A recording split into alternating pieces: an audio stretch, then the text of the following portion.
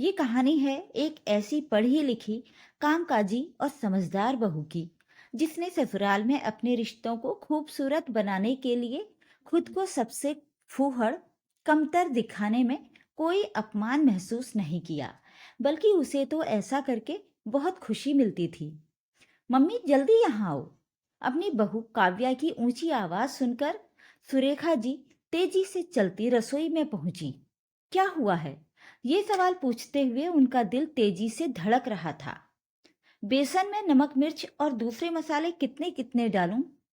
बस यही पूछने के लिए तुमने इतनी जोर से चिल्लाकर मुझे बुलाया है? क्या मैं बहुत जोर से चिल्लाई थी?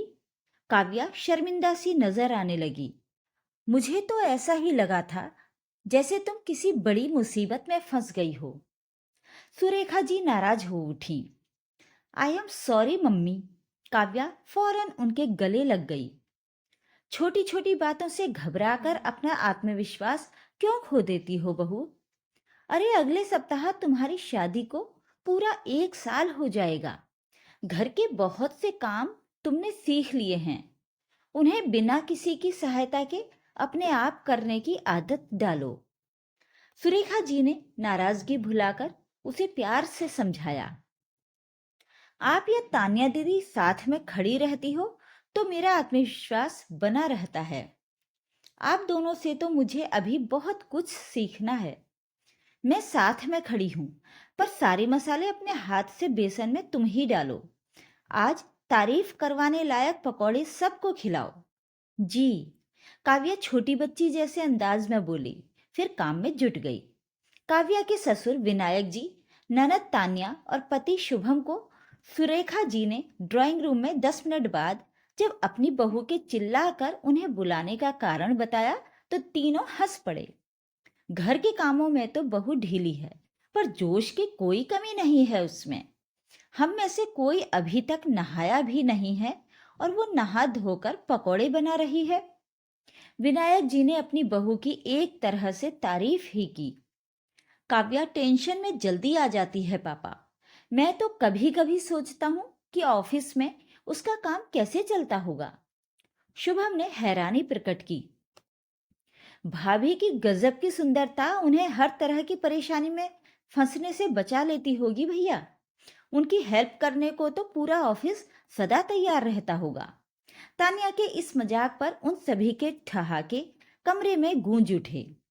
पापा उसे टीवी का रिमोट तक तो ढंग से चलाना आता नहीं। पता नहीं कंप्यूटर के सामने बैठकर वो कैसी कैसी बेढंगी गलतियां करती होगी। शुभम बोला। ये हैरानी की बात नहीं है कि हम भाभी के ऑफिस के किसी भी सहयोगी को नहीं जानते हैं। आज तक इसके ऑफिस के किसी भी व्यक्ति ने हमारे घर में कदम नहीं रखा है। तान्या की इस बात को सुनने के बाद वे सभी हैरान नजर आने लगे थे। मैं भी आज तक 1 या 2 बार ही इसके ऑफिस गया हूं। वैसे हम लोग उन लोगों से नहीं मिलते हैं। ये अच्छी ही बात है। शुभम की आंखों में शरारत उभरी। ये अच्छी बात क्यों है? तान्या ने उत्सुकता दिखाई। वे जब काव्या के काम की कमियों और उसकी नासमझी दर्शाने वाले किस्से सुना सुनाकर हमारे कान पका देंगे, तब क्या होगा? शुभम के इस मजाक पर वे सब खुलकर हंस नहीं पाए, क्योंकि गरम गरम पकोड़े लेकर काव्या वहां पहुंच गई थी। मेरे ऑफिस के बारे में बात चल रही थी क्या? पकोड़ों की प्लेट मेज पर रखकर काव्या ने मुस्कुराते हुए सवाल पूछा। हाँ, बात तो हम तुम्हारे ऑफिस वालों के बारे में ही कर रहे थे। शुभम ने गंभीर होते हुए जवाब दिया। क्या बातें कर रहे थे? यही कि वे लोग कितने खुश होंगे कि तुम उन सबके साथ काम करती हो। तुम्हारी मौजूदगी के कारण हर सहयोगी को कितना अलर्ट रहना पड़ता होगा। अलर्ट तो वाकई रहना पड़ता होगा भैया। वो कहावत नहीं सुनी है क्या आपने? तान्या के लिए अपनी हंसी रोकना कठिन हो रहा था। कौन सी कहावत? वही कि सावधानी हटी और दुर्घटना घटी। उन सबकी हंसी का बुरा ना मानते हुए काव्या ने मुस्कुराते हुए कहा, मेरी टांग खींचने के साथ साथ पकौड़ों का आनंद भी लेते रहें प्लीज। वैसे एक बात बताओ बहू, तुमने आज तक अपने सहयोगियों को यहाँ बुलाकर हमसे क्यों नहीं मिलवाया है? विनायक जी ने बातचीत का विषय बदलने की समझदारी दिखाई। पापा कभी ऐसा कोई मौका ही नहीं आया, तो अब आ रहा है मौका। शुभम, अपनी शादी की पहली एनिवर्सरी के मौके पर तुम इसके विभाग के सभी सहयोगियों को यहाँ दावत दो।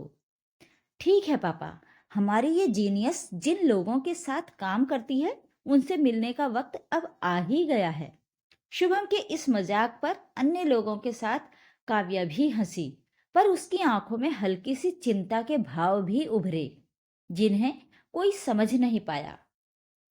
एनिवर्सरी वाले दिन रसोई में काव्या ने अपनी सास और ननद के हाथ पैर अपनी चिंता के कारण फुला दिए।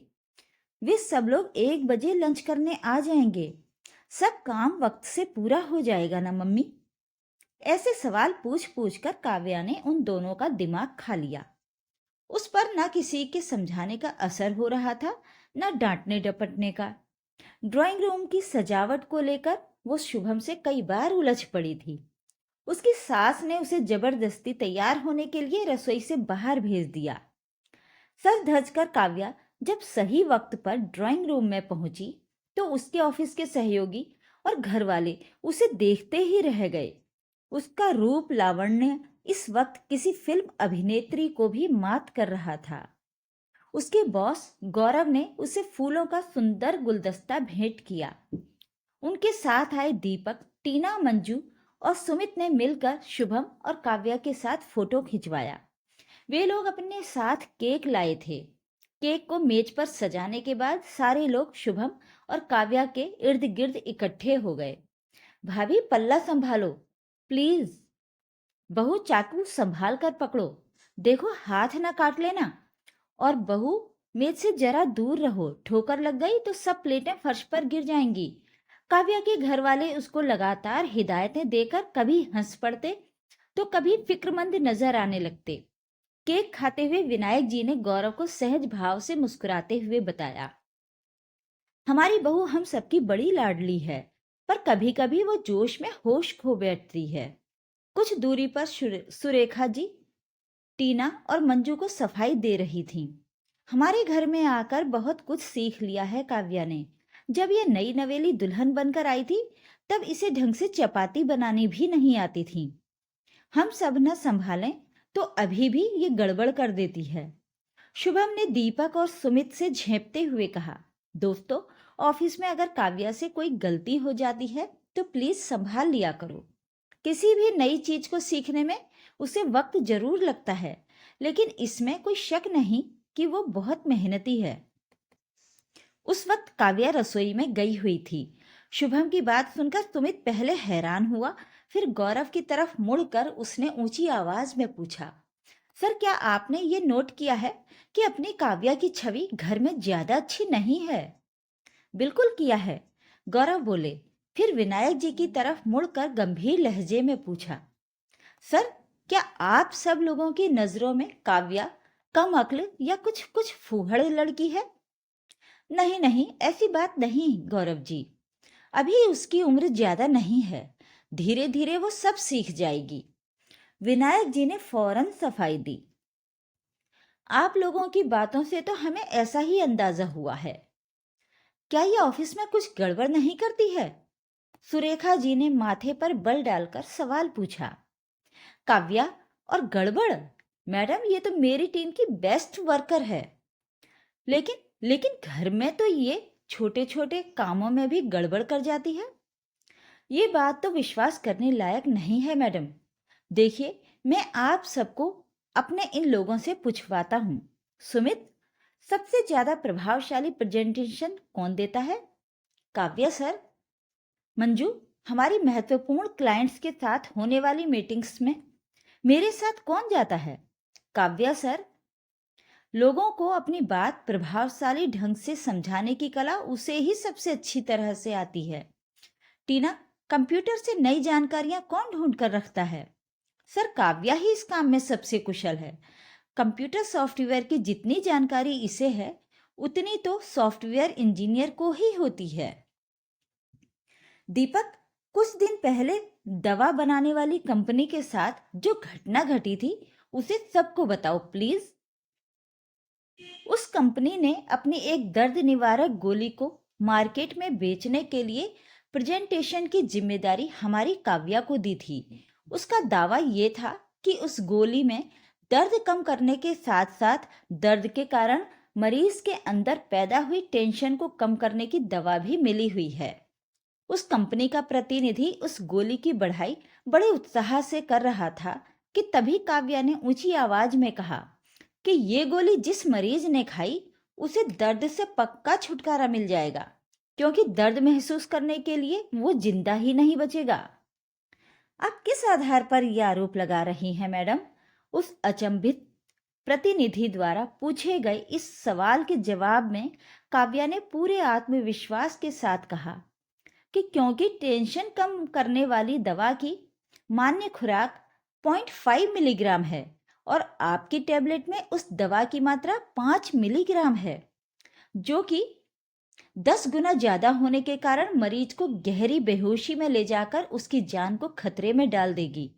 उस प्रतिनिधि ने काव्या से बहस करनी चाहिए, पर उसकी एक न चली, क्योंकि हमारी काव्या को उस दवा के सारे दुष्प्रभाव जबानी याद थे।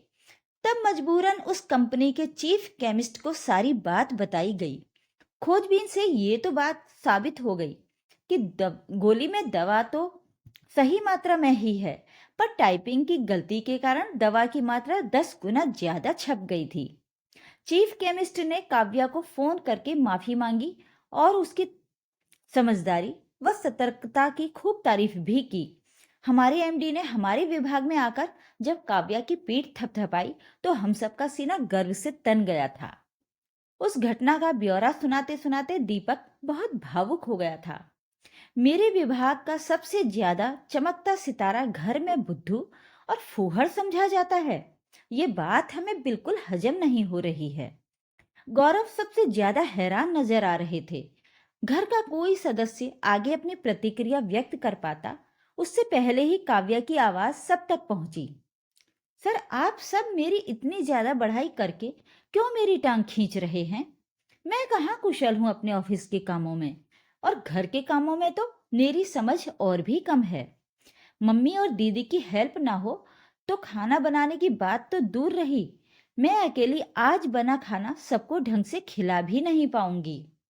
फिर ये कहते हुए आप दोनों मेरे साथ आओ ना। कहते हुए काव्या ने अपनी सास और ननद के हाथ पकड़े और उन्हें खींचती हुई रसोई की तरफ ले गई। वहां उपस्थित हर व्यक्ति की आंखों में इस वक्त हैरानी के भाव साफ नजर आ रहे थे। क्या काव्य सचमुच ऑफिस के काम में बहुत कुशल है? तो उसकी वो कार्यकुशलता घर के काम करते हुए कहाँ और क्यों खो जाती है? ये सवाल काव्या के पति, सास ससुर और ननद के लिए अचरज का कारण बना हुआ था। ऑफिस के हर काम में होशियार और काबिल काव्या की घर में छवि इतनी खराब कैसे हो सकती है? इस सवाल ने उसके बॉस और सहयोगियों को हैरान परेशान किया हुआ था। काव्या उनको चाह कर भी घर में नाकाबिलियत का मुखौटा पहनकर जीने का कारण नहीं बता सकती थी। वो कैसे उन्हें समझाती कि शादी के बाद शुरू शुरू में उसकी सुंदरता व हर काम को बड़ी कुशलता से करने का ढंग उसके पति, सास ससुर और ननद के अंदर अजीब सी हीन भावना पैदा कर देता था। तब वे सब उससे खिंचे खिंचे से रहते थे और उसके अवगुण ढूंढकर उसे नीचे दिखाने का मौका कभी नहीं चूकते थे। इस समस्या का समाधान तब उसे यही नजर आया था कि वो अपने गुणों को छिपाना शुरू कर दे। इसलिए बिना जरूरत वो अपने ससुराल में असहाय, बेबस और अकुशल सी बनी रहने लगी थी। उसकी कार्यकुशलता की तारीफ कर उसके बॉस और सहयोगियों ने उस दिन काव्या द्वारा ओढ़े जाने वाले मुखौटे के पीछे छिपी असलियत उसके घर वालों को दिखाई थी। उसने बात को संभालने की कोशिश जरूर की, पर मामला बिगड़ गया लगने लगा था। अपने मुखौटे को और ज्यादा मजबूत बनाने के लिए काव्या ने गरम कढ़ाई को छुआ और चिल्ला पड़ी, हाय राम, हाथ जल गया मेरा। बहू, तुम जरा गैस से दूर रहो। पता नहीं ऑफिस में तुम कंप्यूटर पर करंट खाए बिना कैसे काम कर लेती हो। अपनी सास के मुंह से इस डांट को सुनकर काव्या मन ही मन खुश हो उठी, क्योंकि ससुराल में सुख शांति से जीने की उसकी तरकीब के आगे भी सफल बने रहने की उम्मीद फिर से लौट आई थी। Please like, share and subscribe.